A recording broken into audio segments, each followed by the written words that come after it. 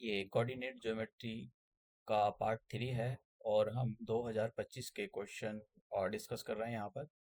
और इससे पहले मैं 2025 के कोऑर्डिनेट ज्योमेट्री से रिलेटेड 2 पार्ट अपलोड कर चुका हूँ। तो पहले सिलेबस देख लेते हैं और वेटेज देखते हैं कि कितने मार्क्स का ये कोऑर्डिनेट ज्योमेट्री आता है। कोऑर्डिनेट ज्योमेट्री का वेटेज 6 नंबर का है और ये इसका सिलेबस है। अब देखिए, मैंने सिलेबस यहाँ पर आपके सामने रखा हुआ है। जब भी आप ये पढ़ रहे हो तो आपको अपने सिलेबस के बारे में पता होना चाहिए। अभी एक क्वेश्चन मैं आपको कराऊंगा। देखो, यहाँ पर सिलेबस में इन्होंने क्या लिखा है? Internal division. इंटरनल डिवीजन का क्या मतलब होता है, जरा आप समझो।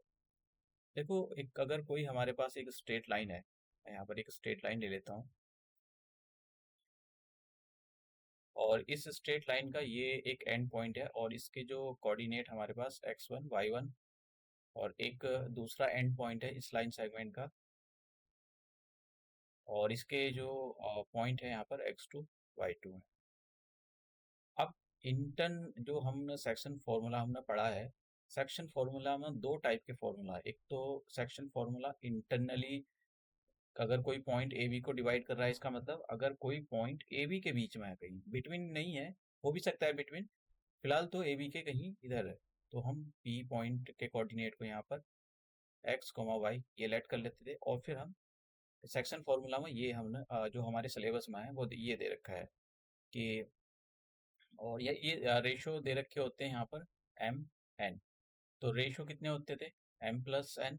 और नीचे तो हमने दोनों का सम लिख देते थे, ऊपर लिखते थे एम एम के साथ में एक्स टू लिखा जाता है और एन के साथ में एक्स वन। और बाई का फॉर्मूला अगर हम अप्लाई करते हैं तो वाई के फॉर्मूले में क्या होता है? नीचे एम प्लस एन लिखते हैं, ऊपर एम और एम के साथ में वाई टू और एन के साथ में आई। तो इसको बोलते हैं कि internally section formula. Internally, internally क्यों? क्योंकि पॉइंट पी जो है वो ए बी के बीच में आ रहा है, कहीं मिड पॉइंट नहीं है, कहीं यहाँ पर बीच में आ रहा है। अब एक एक्सटर्नली है, तो एक्सटर्नली में क्या होता है? एक्सटर्नली फॉर्मूले के अंदर जब हम अप्लाई करते हैं तो जो पॉइंट पी होता है वो होता तो लाइन ए बी पर, लेकिन वो कहीं बीच में नहीं मिलेगा आपको, वो आपको इस लाइन के बाहर मिलेगा। अब इस लाइन के बाहर कैसे मिलेगा, ये सीखने वाली चीज है। क्योंकि अगर आप जो क्वेश्चन मैं आपको कराऊंगा, मैं इसलिए यहाँ पर बता रहा हूँ आपको, अ, वो उसको अगर आप बहुत सारी वेबसाइट पर देखोगे या फिर एआई से पूछोगे तो वो आपको एक्सटर्नली बाइसेक्ट करके दिखाएगा।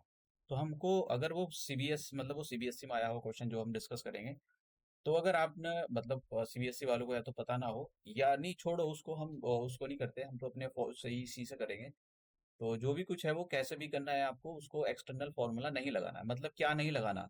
जैसे ये है, ये फार्मूला है हमारे पास x1 y1 और यहाँ पर x2 y2।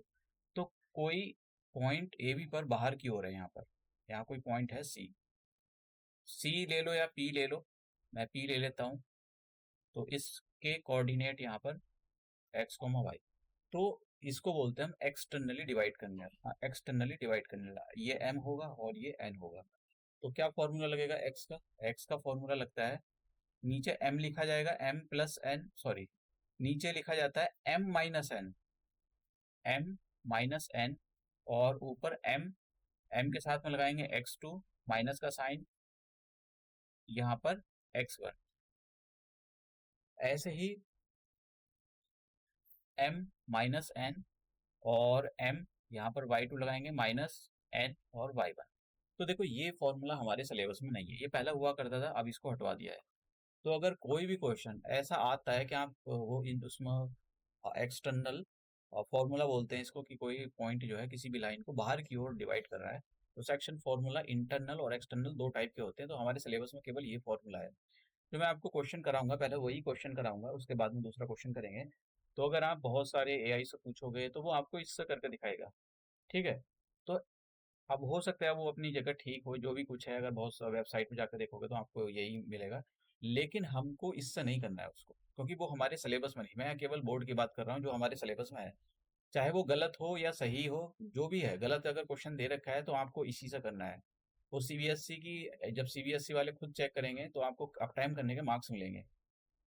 तो आपको उस ये बिल्कुल भी अप्लाई नहीं करना है। कॉन्सेप्ट अगर आपने अप्लाई कर दिया तो फिर आपका जीरो हो जाएगा, समझ रहे हो आप? तो आपको ये अप्लाई नहीं करना है, आपको इंटरनली अप्लाई करना है। जैसे ये वाला क्वेश्चन है, हमारे पास 2 नंबर का क्वेश्चन था ये। तो अगर आप इसको अलग अलग वेबसाइट पर देखोगे तो वो ये जो है उसको कहीं इंटरनली और कहीं एक्सटर्नली सब किया गया है। जैसे ये क्वेश्चन है, तो क्वेश्चन क्या है मैं आपको रीड करता हूँ और फिर इसको क्वेश्चन को सॉल्व करते हैं हम। तो क्वेश्चन हमारे पास, find the coordinates of the point C which lie on line AB produced such that AC equal to AC equal to 2BC। तो इसलिए मैं मतलब जो है अपना अपने सिलेबस के बारे में आपको पता होना चाहिए, क्योंकि अगर आपको अपने सिलेबस के बारे में नहीं पता तो देखो फिर आप इधर उधर की वेबसाइट से देख कर आपके मन में डाउट क्रिएट हो जाएगा, दुनिया भर की चीज़ें आने लगेंगी। आपको इसलिए सिलेबस के बारे में पता होना चाहिए कि भाई हमारे सिलेबस में क्या है और अपना वही फॉर्मूला आपको याद करने हैं। देखो क्वेश्चन हो सकता है कि अलग हो, डिजिट भी अलग हो, लेकिन जो आपके सिलेबस में जो भी फॉर्मूला या कॉन्सेप्ट है उससे बाहर तो नहीं जाने वाला है। आप समझ रहे हो सकता है कि आपका जो क्वेश्चन है वो दूसरा आ जाए, लेकिन सिलेबस से बाहर नहीं जाएगा। सिलेबस का मतलब यही होता है कि कुछ डिजिट चेंज हो सकती है, लेकिन ऐसा नहीं है कि फिर वो आपसे कोई दूसरा 11th क्लास में भी फिर कोऑर्डिनेट ज्योमेट्री लाइनस एंगल्स है तो कुछ और वो निकलवा ले, तो ऐसा नहीं है। जो भी आपके यहाँ पर 10th क्लास में लिखा हुआ है उसी को वो फॉलो करेंगे। क्वेश्चन थोड़ा बहुत इधर उधर हो सकता है, डिजिट चेंज हो सकती है। और तो अब देखिए यहाँ पर ए के जो कोऑर्डिनेट है, यहाँ पर आप इसको ध्यान से पढ़ोगे तो ए पॉइंट के कोऑर्डिनेट -1, 7 है। और यहाँ पर कोई पॉइंट है, हमको नहीं पता ये जो है कैसा है, मतलब बीच में है या फिर कहाँ पर है, जो भी होगा हम देखेंगे किस रेशियो में डिवाइड कर रहा है ए बी को। और बी पॉइंट के जो कोऑर्डिनेट है 4, -3, तो इसको हम बोल देंगे कि ये x1 y1 है और ये x2 y2 है। और यहाँ पर सी पॉइंट के जो कोऑर्डिनेट है इसको हम x, y बोलेंगे। और अगर आप इसको एआई से देखोगे, एआई से पूछोगे तो एआई आपका जवाब देगा। वो ए पॉइंट के कोऑर्डिनेट यहाँ पर दे रखे हैं उसने, बी पॉइंट के कोऑर्डिनेट यहाँ पर दे रखे हैं, और वो ऐसा ऐसा मतलब एक्सटर्नली बाइसेक्ट कर रहा है, यहाँ पर सी है। तो ये हमारे सिलेबस में नहीं है, चाहे वो एआई सही बताए या गलत बताए, हमको अपने सिलेबस के हिसाब से चलना है। तो ये हमारे सिलेबस में नहीं है। ठीक है, ऐसा नहीं है कि भाई आप आईआईटी की तैयारी कर रहे हो 11th क्लास में हो तो फिर आपको बाहर से भी कुछ करने की जरूरत है, नहीं। वो 11th क्लास के आप 11th क्लास में देखना। तो ये नहीं है हमारे सिलेबस में, चाहे कोई आप किसी भी वेबसाइट पर देख रहे हो सकता है पुराना हो या जिस जो भी वीडियो बना रहा है तो वो हो सकता है उसको पता ही ना हो कि भाई उसको कैसे बनाना, उसने केवल एआई के थ्रू ही देखकर क्वेश्चन को सॉल्व करना शुरू कर दिया। तो बहुत सारी चीज़ें हो सकती हैं, टीचर पर भी डिपेंड कर सकता है, टीचर अप टू डेट नहीं है, उसको सिलेबस के बारे में नहीं पता है, या जो भी कुछ है। फिलहाल तो आपको अपने सिलेबस के अकॉर्डिंग क्वेश्चनों को सॉल्व करना है। तो अब देखिए हम सी पॉइंट के कोऑर्डिनेट निकालने से पहले हमको और यहाँ पर रेशियो के बारे में पता हो, तो रेशियो के बारे में पता होने से पहले जो भी इंफॉर्मेशन हमको गिवन है ये दे रखा है। तो उसने दिया है कि ए सी इक्वल टू 2 BC। तो यहाँ पर आप दोनों का रेशियो निकालो, ए सी अपॉन बी सी, कितना आ जाएगा 2/1। तो इसको लिखो 2:1। इसका मतलब क्या हुआ, ये जो ए सी है, ए सी अगर ये 2 सेंटीमीटर है तो बी सी कितनी हो जाएगी, 1 सेंटीमीटर। तो टोटल कितना हो गया ए बी, 3 सेंटीमीटर। ठीक है, तो अब हम क्या करेंगे, अब हम इस सेक्शन फॉर्मूला अप्लाई करेंगे। नाम लिखना आप सेक्शन फॉर्मूला, तो मैं यहाँ पर फॉर्मूला लिख देता हूँ m+n, और यहाँ पर m+n x2 और x1। देखो अगर सीबीएसई में कोई क्वेश्चन गलत आता है तो आपको उसको अटेम्प्ट करना है, अपने सिलेबस के हिसाब से जो भी कुछ है उसको अटेम्प्ट करना है। और फिर वो अपना आप जो है अटेम्प्ट करने के मतलब अटेम्प्ट करने के मार्क्स उसको शायद पूरे दिए जाते हैं बच्चों को। तो m और n की वैल्यू यहाँ पर देखो, m कितना है, m की वैल्यू है ये जो है m है और ये n है। तो नीचे कितना आ जाएगा, m+n का मतलब हो गया 2+1 और 2+1 का मतलब हो गया 3, तो नीचे 3 आ जाएगा। और यहाँ पर आ जाएगा m की वैल्यू रखो 2 मल्टीप्लाई x2। देखो x2 कितना है यहाँ पर 4, प्लस का साइन लगाओ। n की वैल्यू कितनी है यहाँ पर 1 मल्टीप्लाई x1, ये x1 लिखा हुआ है, x1 कितना है यहाँ पर, x1 है यहाँ पर माइनस का 1। सॉल्व करो इसको, तो कितना आ जाएगा, मैं इसके आगे लिख देता हूँ, ये आ जाएगा और 2 4 8, और 1 की 1 से मल्टीप्लाई करोगे और ये किए माइनस का, तो कितना आ जाएगा, ये आ जाएगा 7/3। तो x की जो वैल्यू आई हमारे पास ये। ऐसे ही हम y का कोऑर्डिनेट निकालते हैं, तो y का कोऑर्डिनेट कितना आ जाएगा, फॉर्मूला लगाओ, फॉर्मूला जरूर अप्लाई करना है आपको। तो कितना आ जाएगा m प्लस एन, और एम, यहाँ पर y2 लिखो, और यहाँ पर n लिखो, यहाँ पर y1 लिखो, वैल्यू रखते नीचे। तो कितना आ जाएगा, 2m plus N, m plus m का मतलब क्या हो गया, 2+1, 2+1 का क्या मतलब हो गया, 3, तो नीचे 3 लिखो, और यहाँ पर 2 मल्टीप्लाई y2, y2 कितना है यहाँ पर -3, प्लस का साइन लगाओ, n की वैल्यू कितनी है यहाँ पर 1, y1 कितना है यहाँ पर 7। अब सॉल्व कर लो, तो कितना आ जाएगा, माइनस का 6 और प्लस का, तो y की वैल्यू आ जाएगी यहाँ पर y इक्वल टू 1/3। तो ऐसे कोऑर्डिनेट मतलब आ सकते हैं आपके, मतलब कोऑर्डिनेट जो है आपके ये आ सकते हैं। तो ये हमारे पास यही निकालना था। तो ऐसे क्वेश्चनों में ध्यान देना चाहिए कि कहीं भी अगर कुछ ऐसा आउट ऑफ सिलेबस वगैरह आता है तो आपको अपने सिलेबस के हिसाब से ही लिखना चाहिए फॉर्मूला, क्योंकि फिर वहाँ पर अगर आपने उसको फिर एक्सटर्नली, तो फिर एग्जामर के ऊपर डिपेंड करता है, फिर वो ये बोलेगा in out of syllabus he attempt किया है, तो हो सकता है कि ना दे आपको मार्क्स वहाँ पर। तो आपको इन सारी चीज़ों पर ध्यान रखना है। सिलेबस इसलिए तो दिया गया है आपको कि आपकी जो सिलेबस दे रखा है आप उसी चीज़ को फॉलो करो। पढ़ने के लिए तो बहुत सारी चीज़ें, ऐसा थोड़ी होता है कि पढ़ाई की 10th क्लास में ये 4 पन्ने पढ़ने से एनसीईआरटी आर डी शर्मा के आपका जो सिलेबस या वो सारी चीज़ें कंप्लीट होगी। सीखने के लिए बहुत सारी चीज़ें, लेकिन सिलेबस होना चाहिए। ठीक है, पढ़ाई का मतलब ये होता है कि जो भी आप दायरा पढ़ रहे हो जिस भी क्लास में या जिस साल, उस पर्टिकुलर साल का उस क्लास का सिलेबस होता है, तो आपको वही पढ़ना होता है। अदरवाइज ऐसा नहीं कि कोऑर्डिनेट ज्योमेट्री आपकी 10th क्लास के अंदर ही खत्म होगी, ये तो बहुत लंबी चौड़ी है।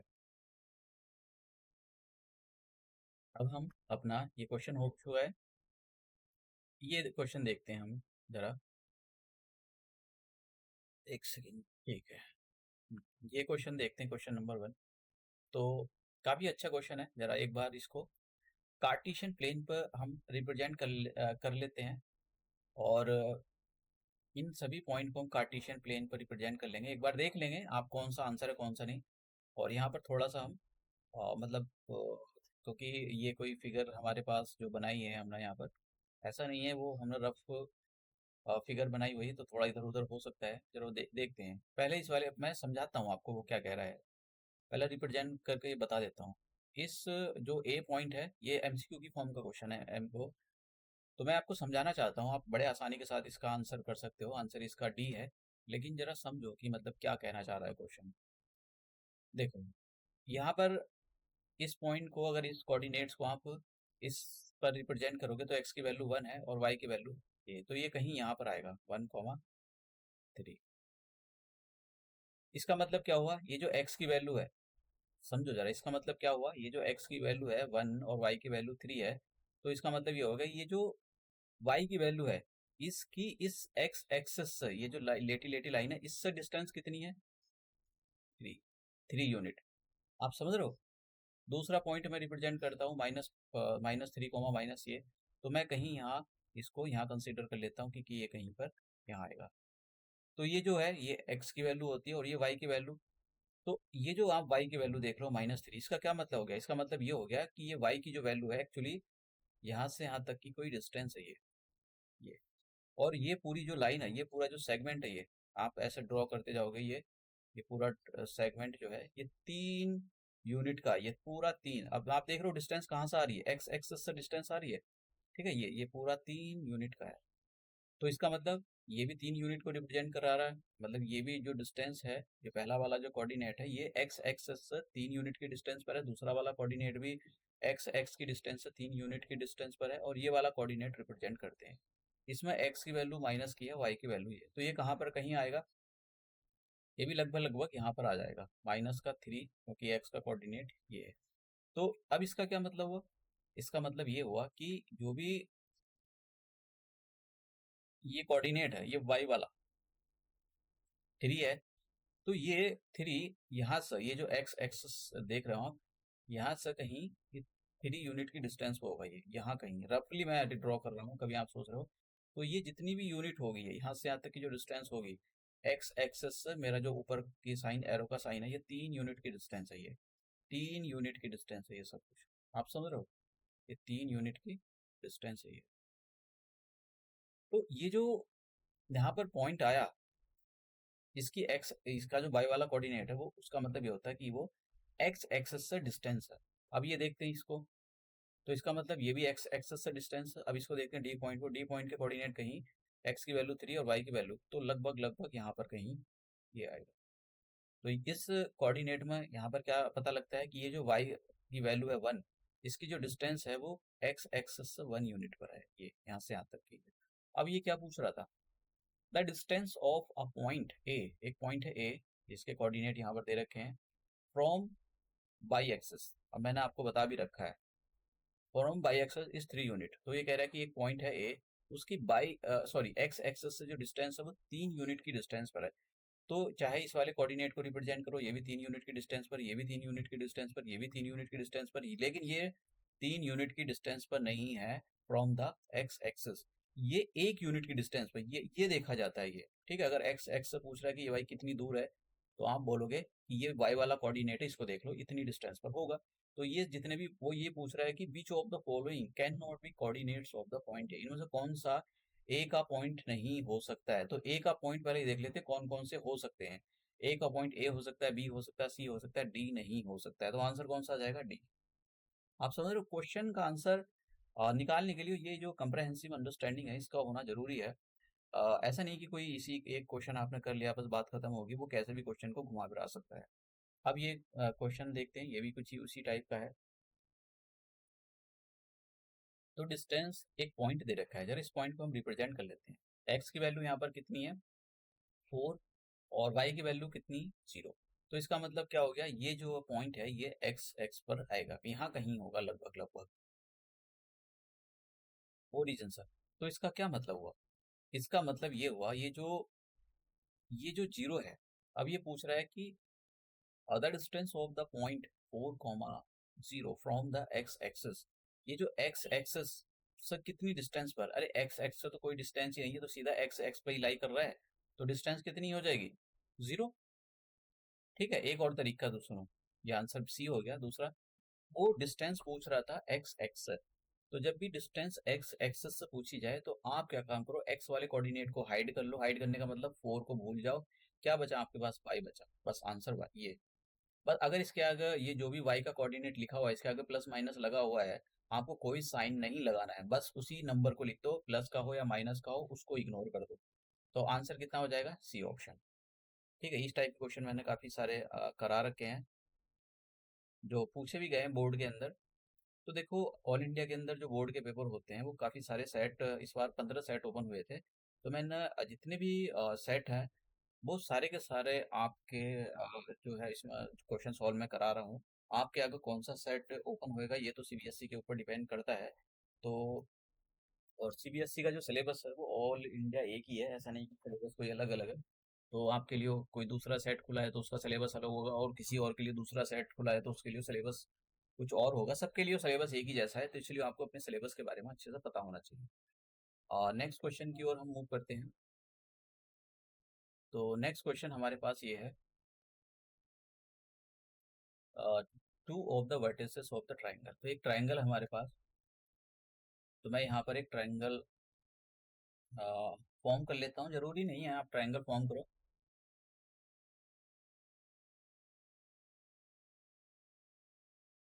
ये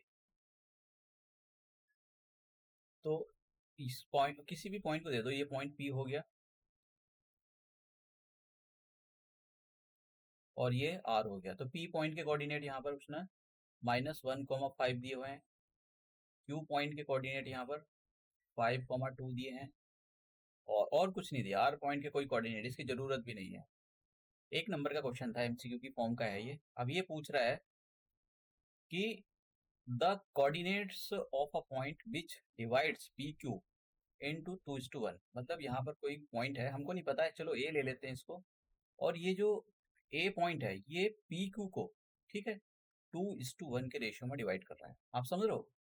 तो ये जो इसमें क्या करेंगे हम, अब वो ये पूछ रहा है कि भाई ये बताओ, ये जो पॉइंट पी है, इस ये सॉरी ए जो पॉइंट है इसके कोऑर्डिनेट क्या होंगे। तो हम ले लेते हैं एक्स कोमा वाई। अरे ये इंटरनली जो मैं भी 2 नंबर का क्वेश्चन है तो वही तो है, ये 1 नंबर में दे दिया यहाँ पर, ठीक है। वहां पर रेशियो निकालने थे, यहाँ पर रेशियो दे रखे हैं। अब देखो सेम ही क्वेश्चन है, कभी आप सोच रहे हो कि वो क्वेश्चन ये क्वेश्चन कोई अलग है, अलग नहीं है, बस थोड़े से कोऑर्डिनेट चेंज है, अदरवाइज रेशियो भी देखो सेम सही लिखा हुआ है। तो आप क्या काम करोगे, इसको दे दो x1 y1, और इसको दे दो x2 y2, और ये जो और यहाँ पर जो m है, m की वैल्यू 2 और जो n है, n की वैल्यू 1। अब एक नंबर का क्वेश्चन है तो मैं यहाँ पर डायरेक्ट क्वेश्चन डायरेक्ट करूंगा। फॉर्मूला आपको अच्छे से पता होना चाहिए। एक बार लिख देता हूँ, बार बार मैं लिखूंगा नहीं यहाँ पर। तो कितना आ जाएगा, इसके साथ में m लगाते हैं, x2 लगाते हैं, और n यहाँ पर आ जाएगा x1। अब डायरेक्ट करते हैं हम क्वेश्चन को।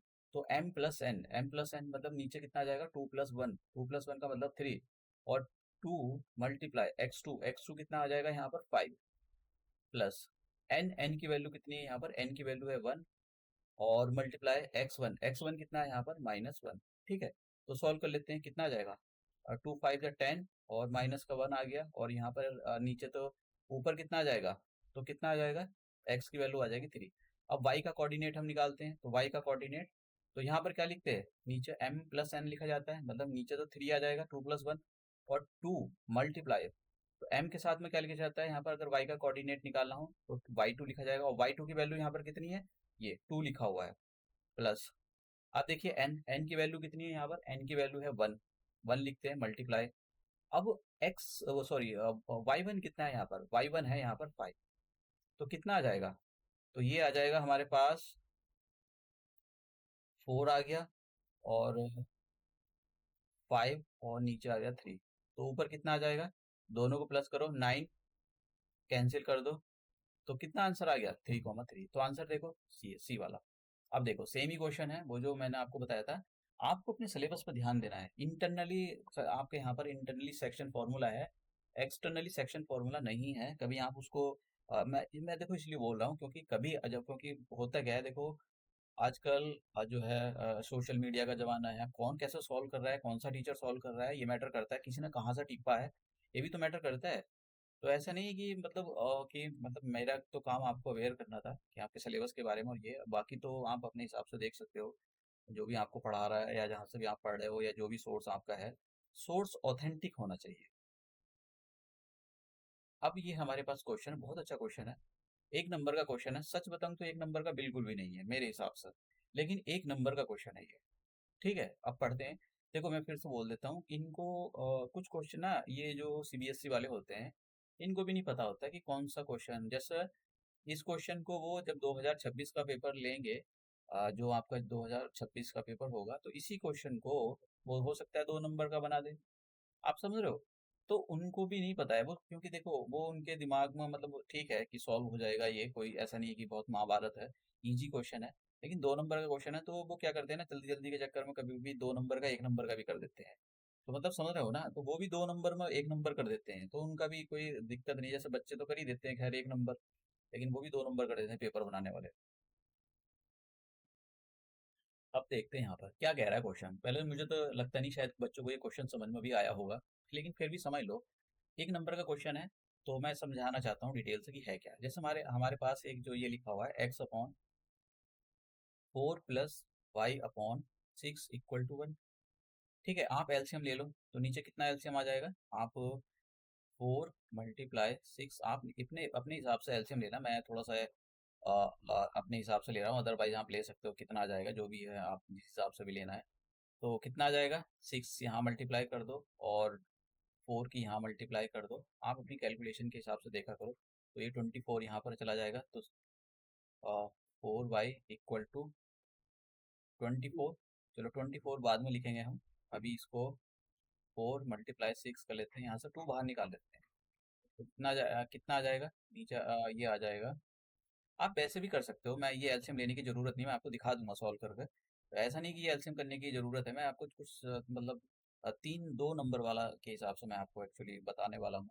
तो कितना आ जाएगा, 2 बाहर निकाला, तो 2 2 जा, 2 नंबर के हिसाब से भी एलसीएम लेने की कोई ज़रूरत नहीं। कभी आप सोच रहे हो कि भाई एलसीएम लेने की कोई ज़रूरत है, मैं आपको बस कुछ चीज़ें दिखाना चाहता हूँ। तो 3x + 2y = 12। तो हमारे पास ये आ गया, और ये जानते हो क्या है, ये आपने लीनियर इक्वेशन इन 2 वेरिएबल पढ़ा है, तो A X B X plus C equal to, sorry B Y, तो क्या है, लीनियर इक्वेशन इन 2 वेरिएबल। और ये लीनियर इक्वेशन, इक्वेशन का मतलब एक स्ट्रेट लाइन सीधी खींची जाती है। तो अब समझ में आया ये क्या है, ये एक स्ट्रेट लाइन का इक्वेशन लिखा हुआ है, जो मैंने निकाला ये भी। तो इसको आपको करने की जरूरत नहीं थी, ठीक है, आपको ये इसी से आंसर आ जाता है, जरा समझो।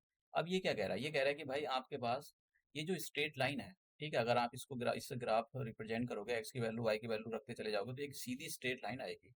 तो वो कह रहा है कि हमारे पास भाई ये जो ऐसा कोई कार्टेशियन प्लेन है और ये एक्स एक्सिस, ठीक है, the line represented this intersects X axis and Y axis respectively at point P and Q. तो ये कह रहा है कि एक कोई पॉइंट है, ये लाइन है, इस लाइन का इक्वेशन ये है। अब कैसा भी हो सकता है, ऐसे भी कट कर रही हो, हम ले लेते हैं यहाँ पर, ये पी पॉइंट पर कट कर रही है, ये पी, सॉरी इसको यहाँ पर, ये पी पॉइंट पर कट कर रही है यहाँ पर, ये ठीक है, ये जो लाइन है सीधी, इसका इक्वेशन ये है, ये पी पॉइंट पर एक्स एक्स को, ये जो एक्स एक्सेस है ये पी पॉइंट पर कट कर रही है, और ये बाई एक्सेस है तो बाई एक्सेस को ये क्यू पॉइंट पर कट कर रही है, यहाँ पर बोला है ना, intersects X X axes and by axes respectively at P and Q. तो पी एंड क्यू पर coordinates of the mid point of the line segment, ये जो पी क्यू लाइन सेगमेंट पटा, तो इसके बीच के कोऑर्डिनेट निकालने हैं। मैं यहाँ पर इसको एक्स दे देता हूँ और इसको, इसके coordinate x comma why they देता हूँ। तो आप तो तभी निकालोगे ना जब पी पी पॉइंट और क्यू पॉइंट के कोऑर्डिनेट्स आपको पता हो, तभी तो निकालोगे, ठीक है। तो पी पॉइंट के देखो, अब ये काफी लंबा चौड़ा कॉन्सेप्ट है। मैंने आपको बताया था कि ऑन एक्स एक्सिस, तो ऑन एक्स एक्सिस में होता है जो ऑर्डिनेट होता है, जो वाई का कोऑर्डिनेट होता है वो जीरो होता है, ठीक है, एक ये बात याद रखना। तो कोऑर्डिनेट क्या होंगे, कोऑर्डिनेट क्या बनते हैं फिर, एक्स एक्स पर अगर आपको कोई कोऑर्डिनेट लेने हो, मान लो कोई ये एक्स एक्सेस है, ये लेटी लेटी लाइन, इसको कोई कोऑर्डिनेट आपको कंसीडर करने हैं, तो फिर क्या आप कोऑर्डिनेट्स आप कंसीडर करोगे, तो आप करोगे एक्स कॉमा जीरो। तो ये जो आप लेटी लेटी लाइन देख रहे हो जिसको एक्स एक्सेस बोलते हैं, ये जो सलांट लाइन है, ये पी पॉइंट के कोऑर्डिनेट कितने बनाएगी, एक्स कॉमा जीरो, ठीक है। अब क्या देखते हैं यहाँ पर, मैं ये समझा रहा हूँ, इसमें काफी सारी चीजें समझने की है, काफी सारे कॉन्सेप्ट निकलते हैं। अब बाई एक्सेस के बारे में बात कर लेते हैं। तो ऑन बाई एक्सेस, ठीक है, ऑन बाई एक्सेस पर एक्स का कोऑर्डिनेट जीरो होता है। तो अगर ये बाई एक्सेस है, सीधी जो लाइन खड़ी हुई है वर्टिकल लाइन, इसको बाई एक्सेस बोलते हैं, और इसके जो कोऑर्डिनेट अगर आपको लेट करने हो तो क्या करोगे आप, एक्स कॉमा वाई, ये कोऑर्डिनेट हमारे पास होते हैं। तो क्यू पॉइंट के कोऑर्डिनेट कितने आ जाएंगे, जीरो कॉमा, ठीक है। अब इनकी जरूरत नहीं, जरूरत है और जरूरत भी नहीं है, अब जरा समझो यहाँ पर क्या है, क्योंकि ये दो नंबर, जैसे मैंने कहा, एक नंबर का क्वेश्चन है लेकिन एक नंबर का है नहीं। तो ये तो समझाने वाली बात हो गई। अब देखो यहाँ पर, अब ये जो लाइन है, मैं इसको इसको भी यूज कर सकते हो, पर इसको भी यूज कर सकते हो, जैसी आपकी मर्जी है। अब उसने बोला कि ये जो सीधी लाइन है, ये इसको चाहे, मैं बार बार बोल रहा हूँ, ये जो मैंने स्लांट हाइट ऐसा ड्रॉ की है, ये जो यहाँ पर लिखी हुई है फ्रैक्शन में कोई एक्स और वाई लिखे हुए हैं, ये तो ये इस लाइन का इक्वेशन है। तो ये कह रहा है कि ये जो लाइन है, ये एक्स एक्स को पी पॉइंट पर कट करती है। तो जब ये, अगर ये लाइन,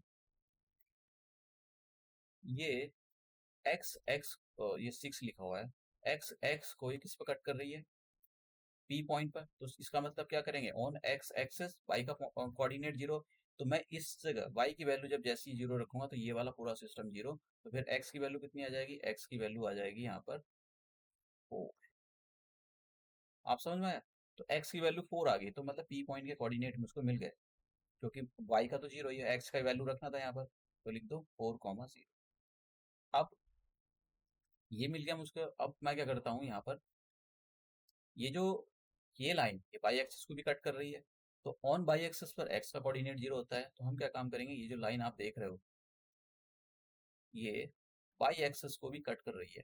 तो बाई एक्सिस को कट करने का मतलब आप एक्स की वैल्यू यहाँ पर जीरो रखोगे, ठीक है। तो एक्स की वैल्यू जीरो रखोगे तो मतलब यहाँ जीरो रखोगे, तो जीरो अपॉन फोर, ये पूरा टर्म जीरो, तो कितना आ जाएगा Y, Y upon six equal to one. तो वाई की वैल्यू कितनी आ गई, सिक्स। समझ में आया। तो वाई की वैल्यू यहाँ पर रख दो, 0,6। पी पॉइंट के मुझको एग्जैक्टली कोऑर्डिनेट मिल गए, और क्यू पॉइंट, पी और क्यू दोनों के मिल गए। मिड पॉइंट फॉर्मूला अप्लाई कर दो, मैं यहाँ पर अप्लाई कर रहा हूँ, यहाँ पर स्पेस पड़ा हुआ है तो मैं यहाँ अप्लाई कर रहा हूँ, जो भी आंसर होगा मैं टिक कर दूंगा। मिड पॉइंट फॉर्मूला क्या होता है, x1 plus x2 upon two. तो यहाँ पर किसी को भी x1 y1, तो इसको x1 y1 x2 y2 दे सकते हो। तो x1 की वैल्यू कितनी होगी यहाँ पर 4 प्लस, और x2 की वैल्यू 0, तो कितना आ जाएगा 4 upon two, that is the 2। ऐसे ही y, तो y1 plus y2 upon two. तो y1 की वैल्यू यहाँ पर देखो, y1 की वैल्यू है 0, y2 की वैल्यू कितनी है 6 अपॉन टू, तो 6 अपॉन टू 3। तो कोऑर्डिनेट कितने आ गए, 2,3। आंसर हो जाएगा ए। आप समझ में आया। जैसे मैंने बोला आपको कि जो एग्जामर होता है, एग्जामर भी मतलब 2 नंबर कर देता है वो भी, उसको भी नहीं पता है सच में, क्योंकि वो शायद मुझे लगा ज़्यादा होते नहीं है टीजीटी वाले शायद कॉपी, या ज़्यादा तो होते नहीं है, किससे कॉपी बनवाते हैं ये भी नहीं पता है। उस ट्रांसपेरेंसी भी तो नहीं है ना सीबीएसई में, सबसे बड़ी प्रॉब्लम तो यही है ना। ये एजुकेशनल इंस्टीट्यूशन या गवर्नमेंट के इंस्टीट्यूशन है, इनमें ट्रांसपेरेंसी बहुत कम है, क्या चल रहा है क्या नहीं चल रहा है ये तो यही जाने, भगवान जाने। तो कुछ कह नहीं सकते। हालांकि दो एक नंबर का क्वेश्चन तो नहीं है, लेकिन उनको भी नहीं पता होता कि ये 1 नंबर का है 2 नंबर का है। नेक्स्ट क्वेश्चन की बात करें, इफ द मिड पॉइंट, ये भी काफी अच्छा क्वेश्चन है, और समझते हैं क्या है क्या नहीं है। वो कह रहा है if the mid point of the line segment joining points A point के यहाँ पर कोऑर्डिनेट्स दे रखे हैं 3,4, और बी पॉइंट के कोऑर्डिनेट्स दे रखे हैं यहाँ पर ये, और वो कह रहा है कि एक लाइन है, ये हो जाएगा हमारे पास ए, और ए पॉइंट के यहाँ पर कोऑर्डिनेट्स उसने दिए हैं 3,4, और इसका लाइन सेगमेंट का दूसरा एंड है बी, और इसके जो कोऑर्डिनेट्स है वो कितने दे रखे हैं 6,6। अब यहाँ पर कोई बीच में मिड पॉइंट है, ये आप समझने की कोशिश करना, ये काफी अच्छा क्वेश्चन है ये। अब ये जो मिड पॉइंट मैंने यहाँ लिखा, ये मिड पॉइंट है, इफ द पी, इसने mid point of the line segment joining the, ये पी, इसने बोला कि पी एक मिड पॉइंट है बी का। तो mid points and X plus Y equal to ये, तो हमको करना क्या है, हम ये जो इक्वेशन हमको दे रखा है X plus Y minus 10 equal, X plus Y minus 10 equal to 0, ये जो दे रखा है, हम क्या काम करेंगे, एक्स की वैल्यू निकालेंगे और इसमें एक्स वाई की वैल्यू रख देंगे, आंसर आता है। ठीक है, तो सबसे पहले मिड पॉइंट फार्मूला का क्या मतलब होता है, इसको मैं दे देता हूँ x1 y1 और x2 y2। तो मिड पॉइंट फार्मूला क्या है, मिड पॉइंट फार्मूले का मतलब होता है x1 प्लस x2 अपॉन 2, यहाँ पर x2 को पहले भी लिख सकते हो, x2 देखो 2 प्लस 3 करो, 3 प्लस 2 करो, एक ही बात होती है। तो x1 की वैल्यू कितनी है यहाँ पर 3, और x2 की वैल्यू कितनी है यहाँ पर k अपॉन 2, तो ये x की वैल्यू आ गई। अब यहाँ पर y की वैल्यू निकालो, तो ये जो y हमारे पास इसको हम यूज करेंगे, तो y का मिड पॉइंट फॉर्मूला क्या होता है, y1 प्लस y2 अपॉन 2, तो y1 की वैल्यू यहाँ पर कितनी है 4 प्लस, और y2 की वैल्यू कितनी है यहाँ पर 6 अपॉन ये, तो ऊपर प्लस करोगे 4 प्लस 6 कितना हो गया 10, तो 10 ऊपर आ गया, नीचे 2 से डिवाइड करो कितना आ गया 5। अब ये जो हमारे पास वैल्यू आई, y की वैल्यू 5 और x की वैल्यू ये, ठीक है, ये जो वैल्यू आई इसको इस इक्वेशन में रख देना है। तो हमारे पास इक्वेशन क्या है, X plus Y minus 10 equal to 0। तो x की वैल्यू रखते हैं हम, x की वैल्यू कितनी है यहाँ पर 3 प्लस के अपॉन 2, वाई की वैल्यू कितनी है यहाँ पर 5 माइनस 10 इक्वल टू, देखो ये प्लस का 5 है, ये माइनस का 10 है, तो कितना रह जाएगा, तो ये आ जाएगा, तो यहाँ पर कितना आ जाएगा माइनस का 10 आ जाएगा, सॉरी माइनस का 5। अब ये माइनस का 5 इसको ट्रांसपोज करके मैं इधर भेज देता हूँ राइट हैंड साइड, और राइट हैंड साइड में ये प्लस का हो जाएगा, तो कितना आ जाएगा 3 प्लस के अपॉन 2 इक्वल टू 5। अब ये जो 2 लिखा है, इस 2 की इसमें 5 में मल्टीप्लाई कर दो, तो कितना आ जाएगा 3 प्लस के 10, और ये जो 3 है इसको 10 में से माइनस कर दो, तो के की वैल्यू कितनी आ जाएगी 10 माइनस, ये 10 लिखा हुआ है, 10 माइनस 3 इक्वल टू 7। तो यही तो पूछ रहा था, find the value of the के, तो ये हमारे पास आंसर है। ठीक है, तो नेक्स्ट क्वेश्चन की ओर मूव करते हैं हम। नेक्स्ट क्वेश्चन हमारे पास फाइंड द, ये डिस्टेंस फॉर्मूला पर काफी क्वेश्चन है, तो ये जो 4 पार्ट में डिवाइड करने वाला क्वेश्चन है।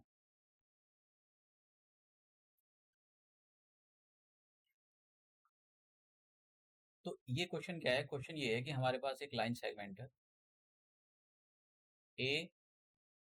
ए पॉइंट के कोऑर्डिनेट्स, ये एनसीईआरटी का शायद एक यही दिखा है, एग्जांपल दिखा है शायद, और बी पॉइंट के कोऑर्डिनेट यहाँ पर एग्जांपल या कुछ है।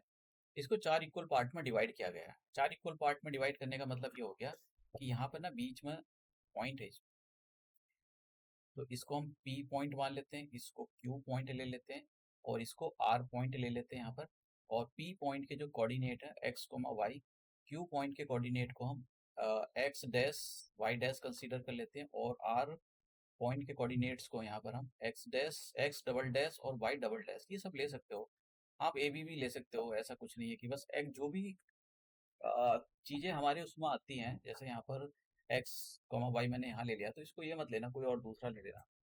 अब ये कह रहा है find the coordinates, P point के कोऑर्डिनेट्स निकालने हैं, क्यू पॉइंट के निकालने हैं, और आर पॉइंट के कोऑर्डिनेट्स निकालने हैं। लेकिन समस्या है, यहाँ पर समस्या क्या है, ना तो रेशो दे रखे कि कैसे निकालें, ना ये बोला कि भाई ये जो पी है मिड पॉइंट फॉर्मूला है क्या है, कुछ नहीं बोला। तो आपको रेशो खुद निकालने पड़ेंगे।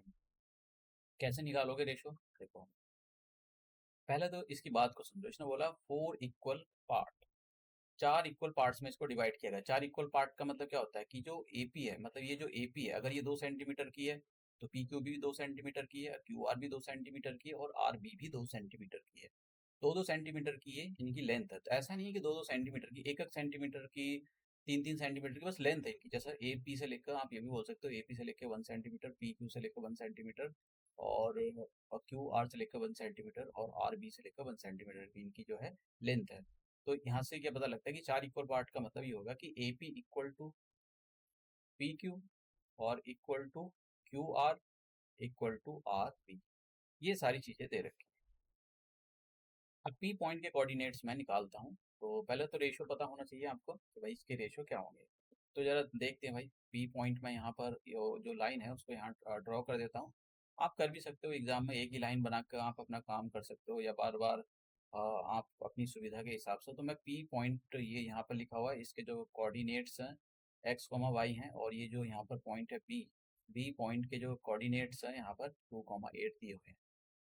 अब तो पहले मैं रेशियो निकालता हूँ, ठीक है भाई। ये जो A P select A P और पी बी तक का जो रेशियो है वो क्या है। तो रेशियो निकालने का तरीका है A P upon P B. अब ये कितना होगा, देखो जैसे उसने बोला ना 4 इक्वल पार्ट, तो हमने बोला कि भाई ए से लेकर पी तक की जो डिस्टेंस है वो 1 सेंटीमीटर या 1 यूनिट, सेंटीमीटर कुछ नहीं लगाना आपको।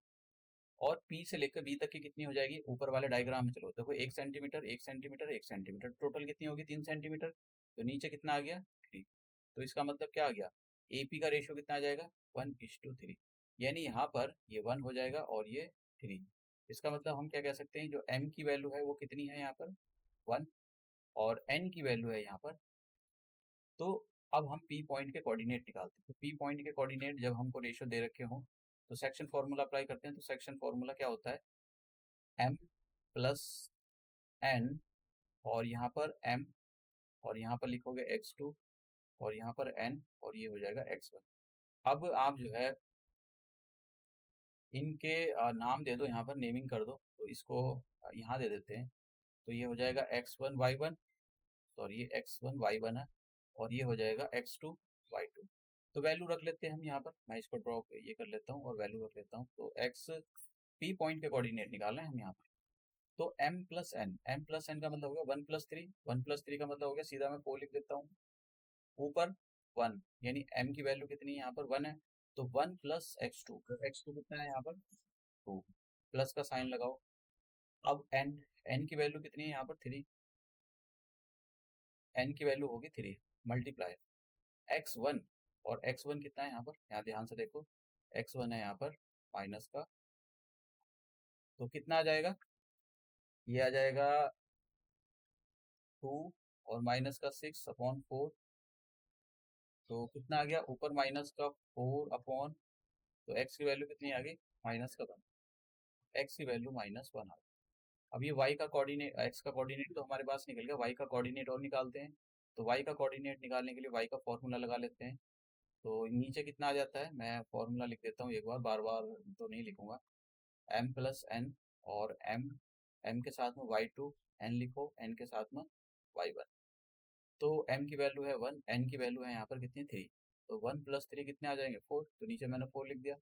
अब m की वैल्यू 1 है, 1 मल्टीप्लाई y2, और y2 की वैल्यू यहाँ पर कितनी है 8, प्लस का साइन लगाओ। n की वैल्यू है यहाँ पर 3, ठीक है, n की वैल्यू यहाँ पर 3 है, और मल्टीप्लाई x, y1 कितना हो जाएगा, y1 हो जाएगा यहाँ पर 2, कितना आ जाएगा, ये आ गया ऊपर 8, और ये आ जाएगा 6, तो कितना आ जाएगा, ऊपर 14 आ गया, नीचे 4 आ गया, तो कैंसिल करोगे 7/2। तो ये हमारे पास जो है y के कोऑर्डिनेट निकल गया। तो जो सॉरी y के कोऑर्डिनेट हमारे पास निकल गया, तो p पॉइंट के कोऑर्डिनेट कितने आ जाएंगे, आप लाइन लिख सकते हो, coordinates of p equal to x comma Y थे, और x की वैल्यू यहाँ पर कितनी निकाली, x की वैल्यू -1, और y की वैल्यू कितनी निकाली है, 7/2। तो हमारे पास p पॉइंट के कोऑर्डिनेट निकल गए। अब हम अभी तो हमारे पास q पॉइंट के कोऑर्डिनेट निकालने हैं, तो एक लाइन मैं ड्रॉ कर लेता हूँ। तो मैं इसको आगे आगे की ओर ड्रॉ कर लेता हूँ दूसरे पेज पर। तो मैं ये मेरे पास यहाँ पर a है, a पॉइंट के कोऑर्डिनेट -2,2, और ये जो b है यहाँ पर b पॉइंट के कोऑर्डिनेट 2,8 यहाँ पर दे रखा है। देखो आप ये जो है गलत आपको नहीं करना है, आपको मैं एक बार देख लेता हूँ, माइनस का 2,2 और 2,8 हमने पी पॉइंट के तो निकाले, अब क्यू पॉइंट के कोऑर्डिनेट निकालते। तो क्यू पॉइंट यहाँ पर है। अब देखिए रेशियो निकालना पड़ेगा, तो रेशियो कैसे निकालोगे, ए क्यू अपॉन क्यू पॉइंट के कोऑर्डिनेट्स को हमने क्या लिया है, एक्स डैश वाई डैश, तो ए क्यू अपॉन क्यू, इसको बी दे देते हैं क्योंकि ये बी पॉइंट है। अब देखो ये पीछे अगर आप जाओ यहाँ पर, तो ए से लेकर क्यू तक की डिस्टेंस कितनी थी, सभी इक्वल पार्ट में डिवाइडेड है। ये 1 सेंटीमीटर का, ये 1 सेंटीमीटर, तो ए से लेकर क्यू तक 2 सेंटीमीटर हो जाएगा, और ये 1 सेंटीमीटर, ये 1 सेंटीमीटर, तो इसका मतलब क्यू से लेकर बी तक कितना हो जाएगा, 2 सेंटीमीटर। तो सेंटीमीटर मत बोलो यहाँ पर, बस वो समझाने के बेसिस पे होता। तो मैं ये बोल सकता हूँ जो ए से लेकर क्यू है, क्यू यहाँ तक की 2 यूनिट डिस्टेंस है, क्यू से लेकर बी तक की जो डिस्टेंस है ये भी 2 यूनिट है, कैंसिल करोगे तो कितना आ जाएगा, 1:1। तो इसका मतलब क्या हो गया, यहाँ P जो है ए बी का मिड पॉइंट है, आप मिड पॉइंट भी लगा सकते हो यहाँ पर, आप समझ रहे हो। तो Q एक मिड पॉइंट हो गया, तो बस ये या तो इस वाले Q पॉइंट के कोऑर्डिनेट आप सेक्शन फॉर्मूला से भी कर सकते हो, ये वाला कि m प्लस n, इससे भी कर सकते हो। मैं यहाँ पर आपको बता देता हूँ, तो कितना आ जाएगा, m x2 plus n x1। तो मैं इसको x1 y1 और इसको x2 y2, तो यहाँ m की वैल्यू 1 है, n की वैल्यू 1 है, तो नीचे तो 2 आ जाएगा, और कितना आ जाएगा, 1 प्लस y2, y2 ओ सॉरी x2, x2 कितना है यहाँ पर, x2 है यहाँ पर 2 प्लस, और n की वैल्यू 1, x1 कितना है यहाँ पर, माइनस का 2। तो देखोगे ऊपर 2 - 2/2, ये 0 आ गया, x डैश कितना आ गया, 0। अब देखो आप इसको ऐसे भी निकाल सकते हो, क्योंकि हमको ये तो पता लग गया Q जो है मिड पॉइंट है AB का। तो आप ऐसे भी निकाल सकते हो कि S X double dash equal to x1 plus x2/2। तो x1 की वैल्यू कितनी है यहाँ पर, -2, x2 की वैल्यू कितनी है, 2, तो कितना आ जाएगा, 0। तो इस वाले से भी निकाल सकते हो आप, सेक्शन फॉर्मूला ना अप्लाई करके ये भी कर सकते हो, केवल Q पॉइंट का है।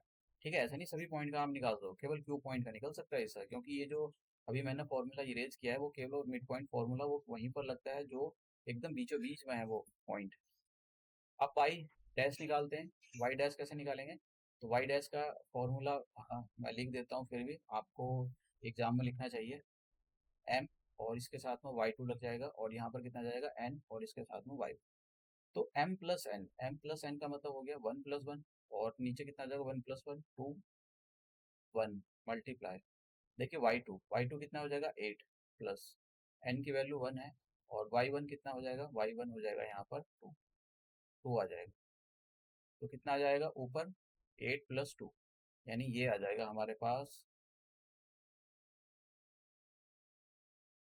और ये आ जाएगा यहाँ पर। तो हमारे पास x की वैल्यू निकल गई और y की वैल्यू निकल गई। तो कोऑर्डिनेट्स ऑफ q कितने आ गए, कोऑर्डिनेट्स ऑफ q क्या थे, x डैश y डैश, और x डैश को मैंने क्या लिया है, x डैश को सॉरी x डैश की वैल्यू कितनी आ गई, 0, y डैश की वैल्यू कितनी आ गई, 5। तो ये हमारे पास अभी एक और हमको बनाना पड़ेगा यहाँ पर, क्योंकि r पॉइंट के कोऑर्डिनेट्स भी निकालने पड़ेंगे। तो देखो ये यहाँ पर आपको इस a है, a पॉइंट के कोऑर्डिनेट्स कितने दे रखे हैं, -2,2, और ये यहाँ पर बी पॉइंट है, बी पॉइंट के कोऑर्डिनेट्स कितने दे रखे हैं यहाँ पर, 2,8, और यहाँ पर कहीं इधर आर पॉइंट था, आर पॉइंट के जो कोऑर्डिनेट्स थे X double dash Y double dash. तो अब हम पहले तो हमको ये पता होना चाहिए रेशो क्या होगा। तो देखो रेशो पीछे वाले डायग्राम में जाओ, तो ये 1 सेंटीमीटर, ये 1 सेंटीमीटर, ये 1 सेंटीमीटर, तो ए से लेकर आर तक कितना हो जाएगा 3 सेंटीमीटर, और आर से लेकर बी तक 1 सेंटीमीटर, तो रेशो कितना आ जाएगा 3:1 आ जाएगा। तो यहाँ पर कितना आ जाएगा A R upon R B, तो 3/1, और रेशो कितना आ जाएगा 3:1। देखो मैं ये डायग्राम इसलिए बनवाता हूँ क्योंकि आपको एग्जैक्टली समझ में आना चाहिए, क्योंकि 2025 में काफ़ी साइड में क्वेश्चन एक नंबर वाले कोऑर्डिनेट ज्योमेट्री से रेशो से ही रिलेटेड पूछे गए हैं। तो यहाँ पर m की वैल्यू कितनी आ गई, m की वैल्यू आ गई 3, और जो n है n की वैल्यू आ गई यहाँ पर 1। तो सेक्शन फॉर्मूला के लिए मैं ये अप्लाई कर देता हूँ। तो देखो अब मैं यहाँ पर ये द्वारा द्वारा नहीं लिखूंगा, तो इसको क्या बोलूँगा x1 y1, और इसको x2 y2।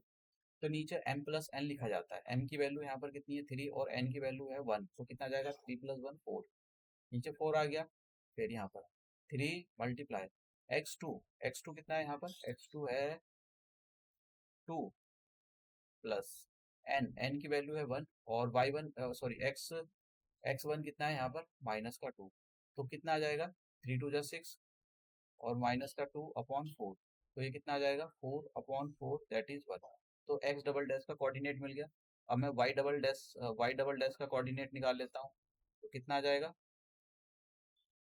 पहला देखो नीचे 4 आ जाएगा, और यहाँ पर आ जाएगा 3 m2 नहीं, m की वैल्यू है यहाँ पर 3, और x2 की वैल्यू यहाँ पर कितनी है x2 की वैल्यू है 2, प्लस n की वैल्यू है 1, और यहाँ पर x1 कितना है x1 है यहाँ पर माइनस का सॉरी x1 नहीं, यहाँ पर ये y1 लेंगे ना, इसको खत्म करते हैं क्योंकि हम y का कोऑर्डिनेट निकालना है। तो फिर से करते हैं, तो कितना आ जाएगा m की वैल्यू कितनी है यहाँ पर 3 मल्टीप्लाई, और y2 की वैल्यू कितनी है यहाँ पर 8 प्लस का साइन, उसके बाद में n की वैल्यू है यहाँ पर 1, और y2 नहीं y1 की वैल्यू कितनी आ जाती है यहाँ पर 2, कितना आ जाएगा 8 3 या 24 प्लस का 2/4, तो 26/4, तो कितना आ जाएगा 13/2 आ जाएगा नीचे। तो आर पॉइंट के कोऑर्डिनेट कितने निकल गए, मैं सीधे आर पॉइंट के कोऑर्डिनेट डबल डैश वाले पॉइंट थे ये, तो कितना आ जाएगा X double dash Y double dash, तो ये वैल्यू हमारे पास कितनी आ गई ये आ गई, एक्स की वैल्यू कितनी है यहाँ पर 1, एक्स डबल डैश की वैल्यू 1, वाई डबल डैश की वैल्यू 13/। तो ये हमारे पास जो है हमारे क्वेश्चन का आंसर हो गया। अब देखते हैं हम नेक्स्ट कोई क्वेश्चन बचा है क्या। मुझे नहीं लगता शायद कोई क्वेश्चन बचा हुआ है, ये शायद लास्ट क्वेश्चन था।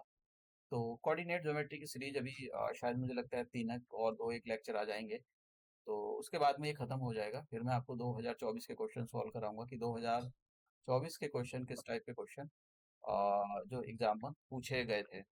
तो ये हम अपना लेक्चर यहीं समाप्त करते हैं।